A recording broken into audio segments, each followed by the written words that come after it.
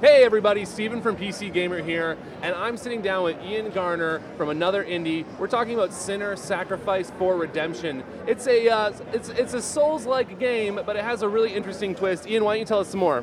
Okay, so Sinner: Sacrifice for Redemption is a Souls-inspired boss fighter.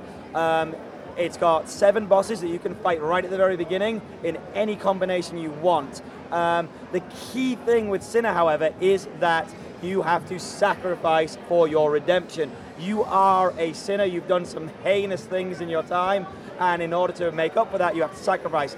Now, this means that in order to fight a boss, you have to lose something, you have to give something up. And these are permanent debuffs. So you sacrifice something, you defeat that boss, it is gone forever unless you are willing to resurrect that boss and do the whole thing again. These debuffs are everything from stats, defense, items, armor, you name it. If you can see in the trailer, Adam's looking quite good. He's got a lot of cool armor, cool weapons. By the end of the game, you will not be looking as healthy. So it's basically like a reverse role-playing game, is that right? Yeah, we kind of joke about it being a level down.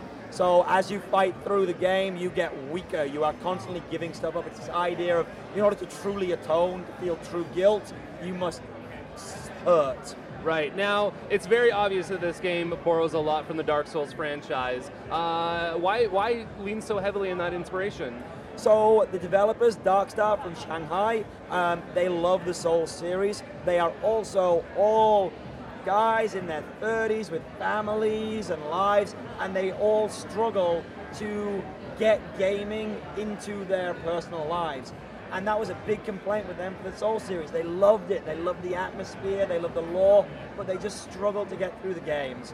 So what they did is they created something for them. It's a super challenging boss fight game, but it's in bite-sized chunks.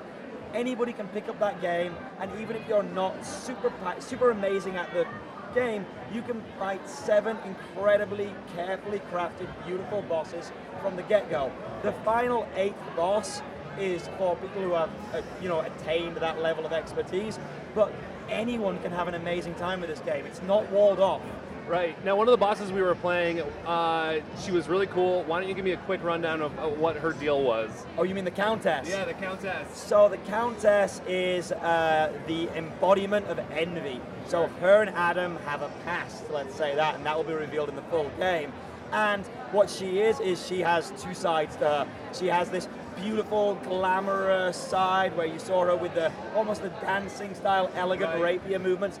And then she has this side of her that's full of rage, where she's firing energy and lightning, and she's just, hatred incarnate. And we kind of wanted to capture the dual side of love, the sort of beautiful glamour, and then this sort of like wretched hatred. And we think we did a good job with the Countess. Right. Now, being so obvious with the Dark Souls, that's given you a bit of controversy from some of your fans, or from some of the reception that you've had from the trailer. How has that changed how you guys think or want to talk about this game?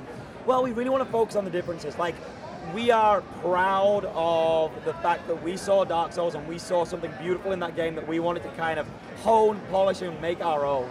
Like, we wanted something that wore its inspiration on its sleeve, but at the same time, we really wanted to make something that truly had the Darkstar, another indie stamp on it. And I think we've succeeded in that, and I really want people to recognize that.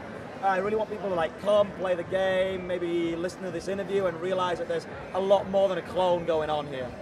For sure. Okay, well, say someone's hearing this message, they love it, they want to know more, what's the best way to find out? So we have a website, which is anotheringdie.com. You can follow our Twitter at SinnerTheGame, also AnotherIndieS.